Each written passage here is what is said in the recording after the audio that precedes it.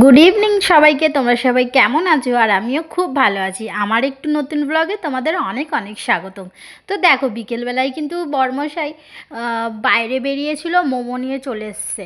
আমি কিন্তু মোমো খেতে খুব ভালোবাসি, তাই জন্য সেটা কিন্তু ও জানে, আর সেই জন্যে কিন্তু নিয়ে চলে এসছে। তোমরা কে কে মোমো খেতে ভালোবাসো আমাকে অবশ্যই জানাবে।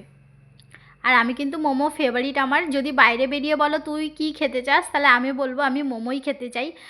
মেলা হোক, পুজো হোক, হোক, আমি পুজোতে তোমরা হয়তো বিশ্বাস করবে না, 5টা দিন বেরিয়েছি, 5টা দিনই আমি মোমো খেয়েছি।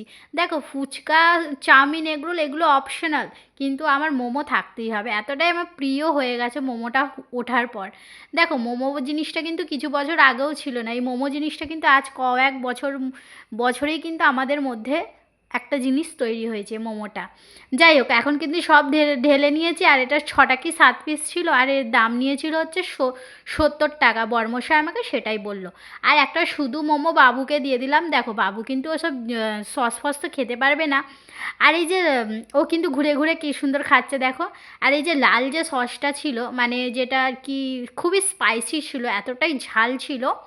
আমার এতটা আমি ঝাল খেতে পারি না, অনেকটাই ঝাল ছিল, অতিরিক্ত আর কি। সেই শুকনো লঙ্কা বাটা হয় না, ওই রকম লঙ্কা বাটার মতন ঝাল। যাই হোক, এটা কিন্তু আমি খেয়ে দিয়ে, এটা আমার খাওয়া দাওয়া কিন্তু 7টার মধ্যে মিটে গেছিলো। এটা কিন্তু সন্ধেবেলায় নিয়ে এসেছিলো বরমশাই।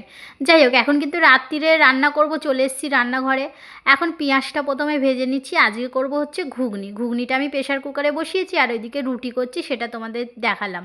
আর দেখো, এখন কিন্তু ঘুগনিটা হয়েও গেছে। এখন আমি গরম মশলাটা ছিটিয়ে দেবো, দিয়ে ফুটিয়ে কিন্তু এটা আমি নামিয়ে নেবো। আর সবার জন্য যেহেতু রুটি হয়েছে, আমি কিন্তু ঘুগনি দিয়ে একটু রুটিটা খেতে পছন্দ করি না, তাই জন্যই আমার মতন পরোটা করে নিলুম। দেখো, বাড়ির সবাই কিন্তু তেল বেশি খেতে পারে না। শ্বশুর শাশুড়ি লুচি বলো, পরোটা বলো, একদমই খেতে পারে না। আমার একটু ভালো লাগে আর কি মাঝের মধ্যে। তারপরে কিন্তু হয়ে যাবার পর বর্মশাইকে খেতে দিয়ে দিচ্ছি। সবাইকে গুড নাইট।